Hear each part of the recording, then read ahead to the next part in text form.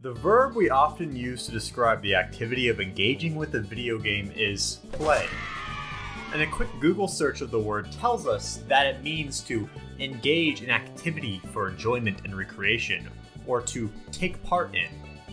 Fun is nowhere to be seen here. Boo, you stink! If it's not fun, why bother? Now, of course, I'm not here to make some big, grandiose, pretentious statement about how amazing and special artsy games like walking simulators are. Now, granted, there's nothing wrong with them. Not all games necessarily need to have intense gameplay to be considered fun and good and engaging. The point of this video isn't to say Death Stranding is the end-all be-all to the medium of video games, even though that game's pretty smart, I swear. What I'm saying is a video game needs to be engaging at the bare minimum, and then engaging and entertaining at the maximum. Not necessarily fun. Engaging, entertaining, and fun are three very different things. Let's use Mario Kart for an example, alright? Or the trap players in the corner with the star and stunlock them into 8th place game. Or better known as the quintessential fun video game. It's a game about colorful competition, speed, and random chaos-inducing mechanics. Mario Kart ensures the players in this constant state of adaptation. The mechanics and gameplay systems encourages the Mario Karters to screw each other over and speed past one another for the entire race. Nintendo wants that stupid fucking Toad in first place to get sent back into the 8th place Shadow Realm where he belongs. It's by design. Just like how Mario Kart is fun by design. Its systems encourage the traditional idea of playing a game. And Mario Kart is fun by design because it's a game that places its gameplay first. Now you may think what I just said is pretty damn stupid because all games should place gameplay first, right? Yes, but yes with an asterisk. Gameplay should always come first. Every game should be a game where you engage with gameplay. You can't exactly have a game without gameplay in it now, can you? Gaming. The entire medium of video games demands the presence of interactivity. The player has to engage with what they are playing to at least some degree. Otherwise, it's just a book or a movie or a virtual concert. People who experience video games are active participants, not passive like the other mediums I just listed. And just because it's interactive does not mean it has to be fun. Not all games can be constructed around the idea of nailing Luigi in the back of the head with a bomb after all. Now let's shift gears a bit and look at a little indie game darling known as Lisa. Popularly known as the Mario Kart Killer, Lisa has you playing a recovering drug addict who is attempting to redeem himself for the horrendous mistakes he made in the past. Mistakes which haunt him every day in a world that doesn't care about him, that actively tries to tear him down at every angle. That's not fun, Reggie. That's not a fun game. That's not landing the funny Mario punch on the funny King Dedede at all. No, Reggie, that's not fun. But it's pretty damn engaging now, isn't it? Ask anyone you know that's played Lisa if they've had a fun time, and you'll see PTSD sparks flash into their eyes. Experiencing a man break through rock bottom to an even deeper, rockier bottom? That's not scoring the winning goal in Rocket League. That's not Kratos doing the orange justice. It's not Barry Pockers. Can we not say that anymore? If it's not fun, why bother? Now, a game should always use interactive systems in engaging ways. Of course. We call that gameplay. That's pretty much what I mean that games don't have to be fun. Alright, thanks for watching my video. Please make sure to check out my other. So if games don't have to be fun, what else could they be? If game not crazy taxi Pizza Hut delivery, what else game be? Well, we can use the interactive medium in very creative ways to convey other feelings besides the raw, pure ecstasy of Monkey Ball. When we look at Elliot Page's Rage in the Cage over in the other corner, sure, we could be having a blast with all the gameplay systems that promote adaptation just like Mario Kart. But rather than focus on competition and racing, Last of Us focuses on guerrilla tactics and extremely stressful encounters, where you only have 3 bullets, a brick, and a smoke bomb, and you have to figure out how to kill 15 dudes. Actually, that does sound pretty fun, doesn't it? However, the story of Rage in Cage and Ellie isn't really a fun experience per se. It's a haunting one that makes you feel... well, you just feel worse after you play through it. But that worse feeling also, it feels kind of good. not landing a Captain Falcon read good, Here's one of the stagey Falcon but the kind of good where you feel fulfillment. An experience that makes you reflect on life, and it makes you understand other people more, and it makes you just plain a little bit smarter. The literary fiction of video games, if you will. A meaningful gameplay experience then ties into a thought-provoking message that is still enjoyable and engaging. Lisa, in Last of Us Part 2, used the medium of interactivity to better convey their ideas and messages, which is what all games should be doing, really. Remember the ending of Halo Reach?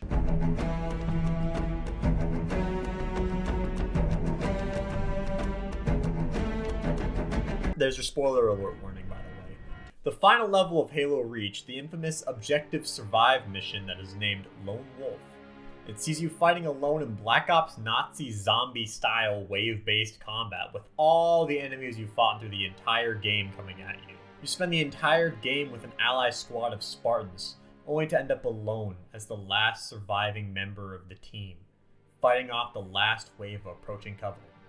It's fun gameplay, but it's gameplay that provokes meaning, and it takes full advantage of having an active participant in the game's storytelling. That active participant, of course, being you, the player. Very fun gameplay, but it's a very sad story message, but it uses that fun gameplay to convey the message to its full effect. If it's not fun, why bother?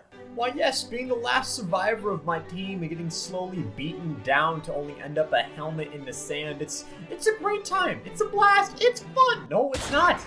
That's sad as hell!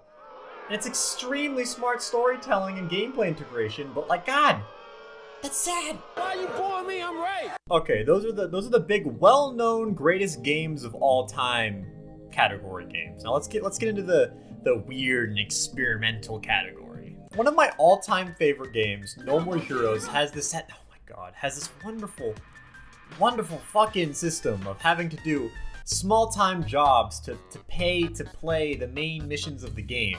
So you explore this barren city with really poor driving controls, playing minigames that vary from "that's okay, pretty fun I guess" to "this is terrible, I will not be playing this again, I'm going back to mowing lawns." And you do all that just so you can get to the actually really fun parts of the game. And that sounds weird. Why would they do Suda? Why would you do Suda? Why would you do that?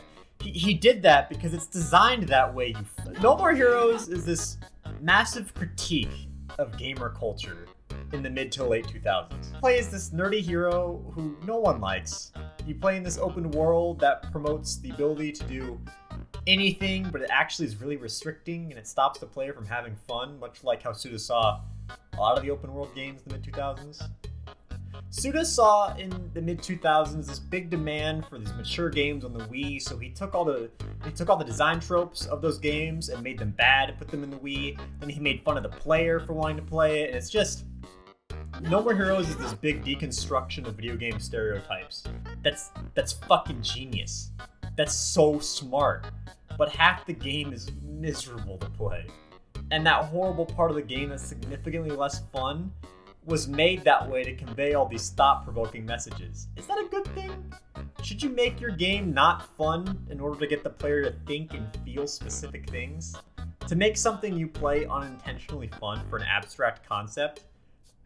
I don't know, ethically speaking, if that's like the correct way to do it, but I absolutely love that the medium of games gives us the ability to do stuff like this. I'm gonna do a triple whammy here and have my last example be a mini episode of the famous YouTube series Great Game Moments. And it's gonna be on a game I promised I'd talk about months ago.